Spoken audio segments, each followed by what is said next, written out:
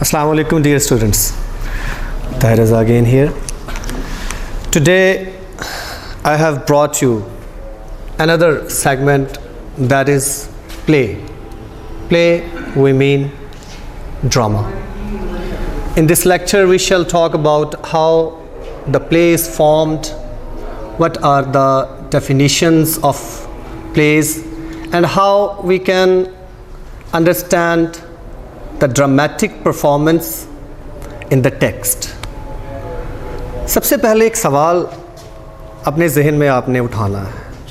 सबसे पहले एक सवाल आप अपने जहन में क्रिएट करें. What is a play?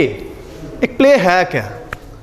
क्या आपने पहले कभी कोई 9th में प्ले पढ़ा? नो. 10th में पढ़ा? No. Now you have 3 plays in your syllabus, in the syllabus of first year or FSC. So how we can comprehend a play, and what are the dimensions for a student to follow while he is giving a reading to the text? What he has to do when he is taking the paper as a short question or as a multiple choice, etc. Play उसको समझना है. अब उसके सामने text पड़ी है, अब उसने उसको तैयार करना है. इसीलिए पहले तो मैं प्ले आपके सामने रखने जा रहा हूँ कि प्ले हमें पता तो चले प्ले है क्या, और प्ले में उसको कैसे कैसे आगे बढ़ना है स्टूडेंट को, और कैसे कैसे उसको अपनी उन तमाम चीज़ों को अपने फोकस में रखते जाना है जिससे उसको समझ भी आती जा रही है और वो अपने एग्ज़ामिनेशनल पॉइंट ऑफ व्यू के हिसाब से अपने लर्निंग प्रोसेस को बेहतर कर रहा है. मैंने एक डेफिनेशन लिखी है बेटा. Definition is there. A dramatic performance on the stage. Stage. एक स्टेज का होना ज़रूरी है. एक ऐसा स्टेज जिसके सामने ऑडियंस बैठी है और उस ऑडियंस के सामने वो कुछ किरदार आएंगे और वो किरदार जो हैं वो एक एक्ट परफॉर्म करेंगे, और उस परफॉर्मेंस में जो ऑडियंस है वो फोकस रख के बैठी हुई है. जो कुछ हो रहा है वो देखती जा रही. जैसे आप अपने घर में कोई प्ले देख रहे हैं और कहानी के साथ साथ, किरदारों के साथ साथ, टेंशन्स के साथ साथ आप ऑडियंस जो हैं वो आगे बढ़ते जा रहे हैं. तो obviously there must be a stage. Stage का होना ज़रूरी है. Dramatic performance.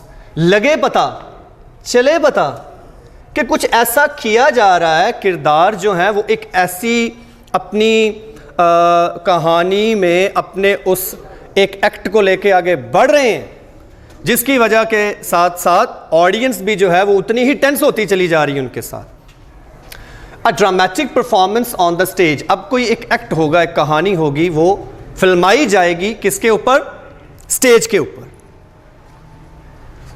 आपके सिलेबस में you have 3 plays and they are called one act place.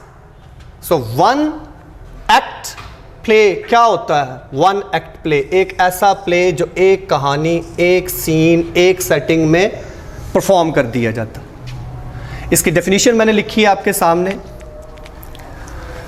There is a setting. Setting we mean वो जगह, किस जगह के ऊपर, वो स्टेज के ऊपर वो कहानी परफॉर्मेंस में जा रही है, परफॉर्म की जाने लगी है. सेटिंग होनी चाहिए वहां पे. A plot. प्लॉट क्या होता है समझना है आपने. बहुत अहम चीज़ है. अगर ये आपके समझ में आती है तो आप प्ले को बड़ी आसानी से समझ जाएंगे. First of all there must be a structure, characters, conflict, theme and the type, atmosphere present. There is a setting, a plot. Plot we mean the structure, characters, conflict, theme and the type of atmosphere present. यानी ये इसकी simple सी definition में क्या लिखा है मैंने? एक conflict होना चाहिए, एक एटमॉस्फेयर होनी चाहिए, एक सेटिंग होनी चाहिए, देन उसके बाद एक स्ट्रक्चर भी होना चाहिए. Now these are the contents of a play. Conflict must be there, atmosphere must be there, setting, structure and the characters. Now these things make a play. तो ये वो सारी चीज़ें हैं जिससे एक प्ले बन जाता है. अच्छा जी, ये तो मुझे पता चल गया कि एक प्ले क्या है. ये उसके सारी जो हैं वो कंटेंट्स हैं, ये होने चाहिए एक प्ले में. तो पहला प्ले मैं आपके सामने ना फॉर्म करने जा रहा हूँ, उसको रिवाइज करने जा रहा हूँ, आपके सामने दोहराने जा रहा हूँ, ताकि जब आप उस प्ले को पढ़ेंगे तो फिर कैसे उस प्ले में क्या क्या पढ़ेंगे और किस अंदाज में पढ़ेंगे और क्या क्या हो जाएगा वहाँ पे जाके, ठीक है, उस पूरी स्टोरी में, उस पूरे प्लॉट में. तो मैं ये आपको उसके साथ साथ ही समझाने की कोशिश करूँगा यहाँ पर कि कैसे कैसे वो तमाम टेक्निक्स जो मैंने आपके सामने लिखी हैं वो उस प्ले में परफॉर्म हो रही हैं और उनके ऊपर क्वेश्चंस भी बनेंगे आपके इम्तिहानी नुक्ता निगाह से. क्या है जी, पहला प्ले है हमारे पास पार्ट 1 में, बुक 3 में, हीट, लाइटनिंग. आम अल्फाज में क्या है, ये एक बिजली की गरज चमक, ठीक है जी. बिजली का रात के वक़्त आसमान के ऊपर जो है वो लाइटनिंग होना बहुत ज़्यादा, ये एक उसका टाइटल है. क्या है जी इस प्ले में, एक लड़की है, वो रात को अपने दोस्तों के यहाँ पार्टी से वापस आ रही है और जब वो वापस आती है रास्ते में क्या होता है, उसकी गाड़ी की जो है ना वो फ्यूल, जिसको वो जो राइटर है प्ले में गैस के नाम से इस्तेमाल कर रहा है, उसको कह रहा है, वो ख़त्म हो जाता है. अब वो क्या करती है, रात का समा है, ना इधर कुछ है ना आगे कुछ है, उसके सामने कुछ नहीं है. तो गाड़ियों की दोनों तरफ एक लेन लगी हुई है और उसमें से एक गाड़ी निकलती है, वो थोड़ी आगे जाके खड़ी हो जाती है. उसमें से एक आदमी निकलता है और वो जाके अपनी उस गाड़ी की जो बैक साइड है, जो डिग्गी है, उसमें से कुछ निकालने की कोशिश कर रहा है. खातून समझती है कोई सामने है, मैं उससे मदद मांगूं, जाऊं. अब वो जब वहाँ उसके पास जाती है तो क्या देखती है कि रात का तो वक्त ऑलरेडी है ही है, बिजली बहुत ज़्यादा चमक रही है और तूफ़ानी रात है बहुत ज़्यादा.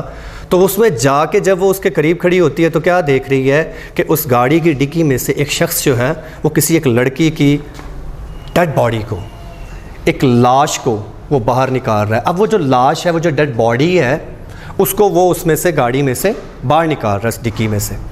लड़की ये देखती है, किलर भी उसको देख लेता है. लड़की के हाथ में एक फ़्लैशलाइट होती है, वो डर के मारे वहीं गिर जाती है और लड़की भागना शुरू कर देती है. किलर भी उसके पीछे भाग पड़ता है, चूँकि वो अब एक उसके लिए एक चश्मदीद गवाह जो बन गया है.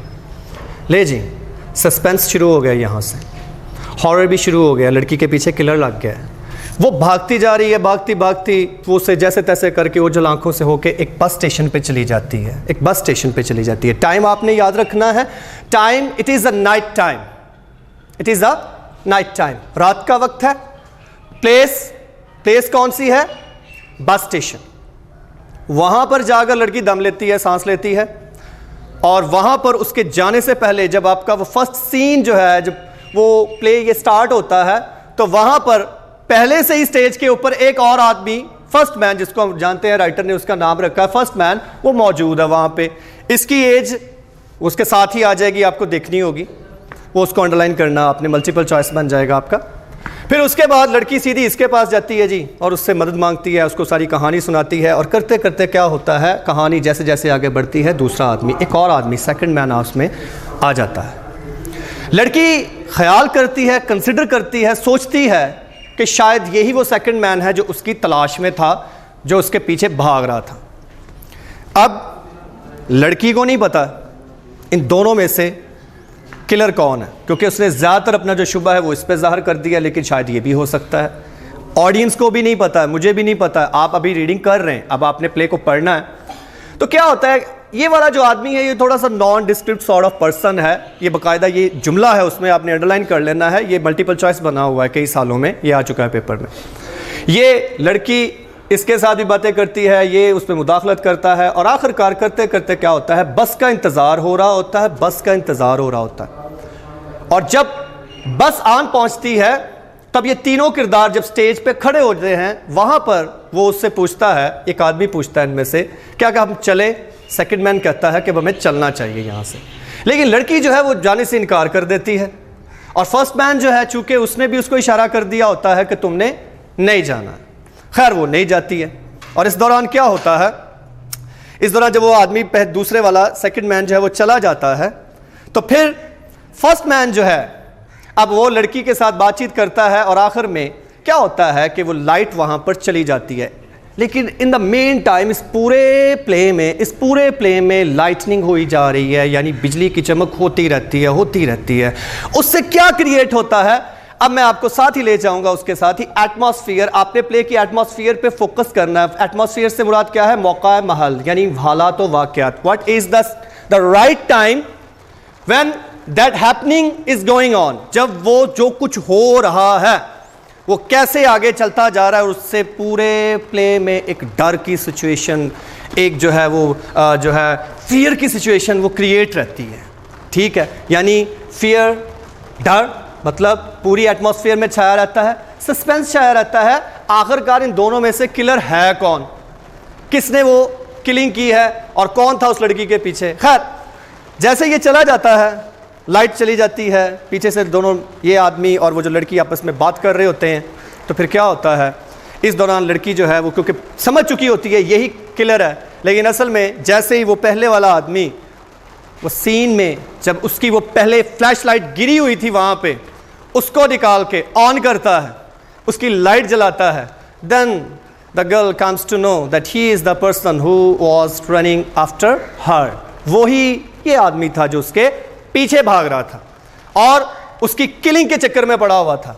लेकिन इस दौरान क्या है, अब लड़की फिर उस दरवाजे की तरफ भागती है बस स्टेशन के, उसको खोलने की कोशिश करती है, ये भी उसके पीछे पहुंच जाता है। खैर, वो लड़की दरवाज़ा खोल लेती है और एक कुत्ता कहीं से जो बाहर तूफान से, स्टॉर्म से बचने के लिए पता नहीं कहाँ फिर रहा होता है, वो आ जाता है और वो आके उस कातिल को वो अपने उन शार्प टीथ से उसको भगा देता है, उसके पीछे पड़ जाता है। और इस तरह से लड़की जो है वो आगे आती है और उस कुत्ते को, उस पपी को वो पैट करती है, थपकी देती है। तो ये था तो एक एक्ट जिसमें आपने देखा एक कहानी शुरू हुई और उस कहानी में हुआ क्या, कुछ किरदार थे। अब उसमें किरदार कौन है, मेन कैरेक्टर, जिसको मैंने आपको शॉर्ट स्टोरी के हिस्से में भी बताया है, उसको कहा जाता है प्रोटैगनिस्ट ऑल्सो, हीरो। वो कौन है इस फर्स्ट प्ले में, द गर्ल, लड़की है। उसके ऊपर पूरी कहानी जो है वो चलनी हो रही होती है। दूसरे कैरेक्टर्स इसमें हम जिनको नाम नहीं जानते, उनका जस्ट उनको राइटर ने फर्स्ट मैन कहा है एंड सेकंड मैन कहा है। अब ये जो मैंने आपके सामने पहले लिखा था, इस पूरे प्ले से मैं वो डिफाइन करूंगा। कॉन्फ्लिक्ट इसमें डेड बॉडी है, ऑब्वियसली उसको लेकर पूरे प्ले में एक टेंशन क्रिएट है, जिसकी वजह से लड़की डरी पड़ी है। लड़की जो है, इवन दो मैं आपको साबित करूंगा बेटा, आपको मैं वो चीज़ बताऊंगा कैसे टेक्स्ट पढ़ने से आपके मल्टीपल चॉइस जो है वो क्लियर होने हैं जाके। इवन दो वो जो डेड बॉडी है वो जिस लड़की की है, जो उसके बाल हैं उनका रंग क्या था, उनका कलर क्या था, उसके ऊपर भी टेक्स्ट बुक में बाकायदा बताया गया है। और बेटा इस पे सवाल बना हुआ है, मल्टीपल चॉइस बना हुआ है। और इसमें कॉन्फ्लिक्ट जो है वो दैट इज द किलर, वो उसके पीछे पीछे है। एटमॉस्फेयर जो कि यहां पर भी लिखा हुआ है, हालात व वाकयात क्या है पूरे प्ले में, जो atmosphere of fear and suspense, डर की और सस्पेंस की, तजस्सुस की जो एक पूरी आबो हवा है, वो पूरे जो प्ले है, जो ड्रामा है उसमें वो फ्लोट कर रही है, चल रही है।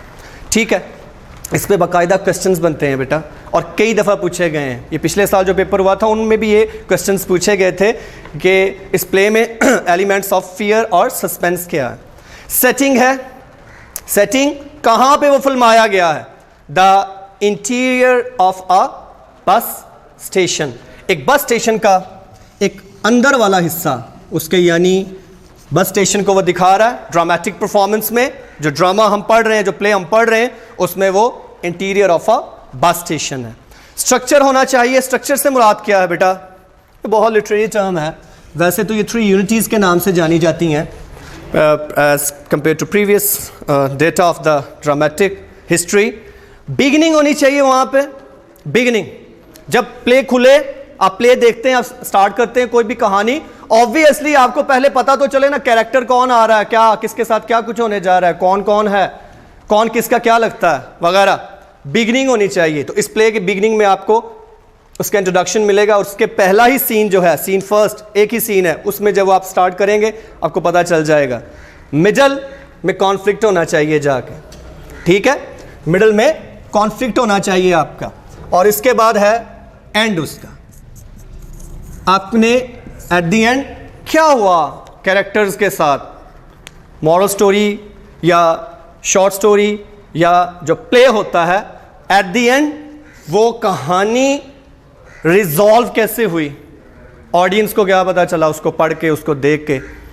ठीक है, टाइम कौन सा इसमें, नाइट टाइम है, through out the play night time चल रहा है, कोई भी उसमें सुबह नहीं है। अब देखें, अगर यहां पर राइटर हमें नाइट टाइम दिखा रहा है और कहीं प्ले में पढ़ते पढ़ते दिन हो गया या दोपहर हो गई, फौरन से ऑडियंस ने क्या कहना है कि ये तो यहाँ पर तो उसकी सेटिंग ही ख़राब हो गई है, टाइम तो और कोई दिखा रहे थे, फौरन से सीन बदल गया वगैरह वगैरह। तो प्लेस एक जगह पे होना चाहिए, वो जगह भी तो दिखाई जाए हमें, किस जगह पे वो किस चीज़ के बारे में हमें बताया जा रहा है मेरा बेटा। तो ये है प्ले में फिर उसी तरह कैरेक्टर्स, कॉन्फ्लिक्ट और एट द एंड उसके क्या हमें अखज़ हुआ, क्या हमने उसमें पढ़ा। इसकी टेक्स्ट बुक बहुत ज़्यादा इम्पॉर्टेंट है इस वजह से कि वहाँ पर आपने मेरा बेटा आपकी मल्टीपल चॉइसेस बन रहे हैं। आप जब टेक्स्ट पढ़ना शुरू करो, इसमें से कोई ट्रांसलेशन नहीं आती है, जस्ट इसमें से आपको एग्जामिनेशनल पॉइंट ऑफ व्यू के मुताबिक शॉर्ट क्वेश्चंस आने हैं। 3 प्लेज हैं मेरा बेटा, 3 प्लेज के आखिर पे जो एक्सरसाइज है उसमें जितने भी शॉर्ट क्वेश्चंस हैं वो आपने रिवाइज करने हैं, मेमोराइज करने हैं। उसमें से 5 questions will be asked my son, और हर सवाल जो है वो 2 नंबर का है। इसमें से आप 10 नंबर मैथमेटिकल नंबर हैं जो आपके हैं, एग्जामिनर ने आपको देने हैं। अगर आप उसमें आप कोई गलती करते हैं तो ऑब्वियसली वो आपसे छिन जाएंगे। तो इसके इंशाल्लाह बाद हम अपनी ग्रामर के सेगमेंट की तरफ बढ़ना शुरू कर देंगे। ग्रामर के लेक्चर्स आपको आएंगे और उसके साथ साथ मैं अब आपको कैसे मॉरल स्टोरी लिखनी है और कैसे एप्लीकेशन लिखनी है इन द कमिंग लेक्चर इंशाल्लाह मैं आपको उसका स्ट्रक्चर बताऊंगा, क्योंकि वो जानना ज़रूरी है। अगर आपने वो जान लिया, उसके मुताबिक पढ़ा, तो आपका काम बहुत बेहतर रह जाएगा। तो ये है आपके इसमें से 5 नंबर के मल्टीपल चॉइस है मेरा बेटा। यहाँ तक मैंने आपको अपने इनिशियल लेक्चर्स में बताया था कि हमने बहुत सारा लिटरेचर फर्स्ट ईयर में पढ़ना है, in which we have 15 short stories and 20 poems and 3 plays। और उसमें से मुझे शॉर्ट क्वेश्चंस आएंगे, ट्रांसलेशंस आएंगी। खैर प्ले में से कोई ट्रांसलेशन नहीं आएगी, आपको बार बार रिपीट कर रहा हूँ, ट्रांसलेशन प्रिपेयर करने की आपको कोई ज़रूरत नहीं है, लेकिन आपको उस पूरी टेक्स्ट का एक आइडिया ज़रूर होना चाहिए। वो कब होगा? When you will be having a great knowledge about the text. Text पढ़ें, everything is text, everything is text. Kindly text पढ़ें। टेक्स्ट नहीं पढ़ेंगे तो आप मेरा बेटा फिर वही 9th-10th वाली हालत में चले जाएंगे, क्रैमिंग हो जाएगी, ग्रामर भी चलेगी, लेकिन फिर भी आपको समझ कुछ नहीं आएगी, क्योंकि आपने हमेशा ग्रामर को उसके सेंटेंस वाइज पढ़ा है। कभी वो ग्रामर जो टेक्स्ट बुक में कैसे यूज हो रही है, टेक्स्ट में भी तो वो यूज होती है। तो टेक्स्ट में वो कैसे सेंटेंसेस बन रहे हैं, कैसे सेंटेंसेस की डेवलपमेंट हो रही है टेक्स्ट में, ये हम देखते नहीं है। क्यों नहीं देखते? क्योंकि हम रीडिंग नहीं देते हैं मेरा बेटा। यहाँ तक लिटरेचर का जो पार्ट था वो मैंने कंप्लीट कर दिया। मैंने आपको शॉर्ट स्टोरी के ऊपर बात कर दी, शॉर्ट स्टोरी में क्या कुछ होता है, क्या कंटेंट्स होते हैं, कैसे कैसे शॉर्ट स्टोरी को लेकर हमने आगे बढ़ना है। और दूसरी बात मैंने आपके साथ जो है वो एक पोएम की उसमें हमने लेजर पढ़ी, और आज मैंने आपके सामने फर्स्ट प्ले जो था वो हीट लाइटनिंग और उसके कंटेंट्स सारे मैंने जो प्ले में होने चाहिए वो आपके सामने डिफ़ाइन कर दिए हैं। घर में बैठे आप बड़ी आसानी से टेक्स्ट बुक पकड़ें, टेक्स्ट पढ़ें, जो चीज़ आपको इम्पॉर्टेंट लगती है उसको अंडरलाइन कीजिए। अंडरलाइन करने के बाद उसके एक्सरसाइज में देखें, मल्टीपल चॉइस की जाके जो कुछ क्या मैंने उसमें अंडरलाइन किया है वो सारा आ गया हुआ है, या वो चीज़ें इंपॉर्टेंट आ रही हैं उनमें से, ऑब्वियसली इसका मतलब है आपको पता चलेगा आपकी रीडिंग ठीक जा रही है। देन उसके शॉर्ट क्वेश्चंस इनको प्रिपेयर करें और लिख के देखें। इससे क्या होगा, हमारे पास आने से पहले इंशाल्लाह आपने बहुत सारा काम जब कर लिया होगा तो फिर बआसानी आप इन चीज़ों को समझ पाएंगे, बहुत आसानी से आप इनको दोबारा गो थ्रू कर लेंगे हमारे साथ। यहाँ पर आपको मेरा ये काम है कि मैं आपको एक अच्छा तरीका दूँ जिससे आप सेल्फ स्टडी घर में बैठे कर सकें, किसी की हेल्प के बगैर, किसी की मदद के बगैर। और इंशाल्लाह जो मैं अब आपके सामने अपने ग्रामर के लेक्चर देने जा रहा हूँ इन द कमिंग लेक्चर्स इंशाल्लाह, उसमें आप देखेंगे कि आपको मैं टेक्स्ट में लेकर जाऊंगा। मैं और कोई सेंटेंसेस नहीं लूँगा, मैं आपके टेक्स्ट के सेंटेंसेस उठाऊंगा और वही यूज़ कैसे हो रहे हैं आपकी ग्रामेटिकली लेवल पे जाके, ये इंशाल्लाह हम डिफ़ाइन करेंगे मेरा बेटा। हमारे गर्जन में आपको इंशाल्लाह ये मिलेगा, हम ये लाएंगे आपके सामने और इंशाल्लाह आपको पूरी तरह से तैयार करेंगे। So here I have ended up the segment of short stories, poems and plays. Thank you very much.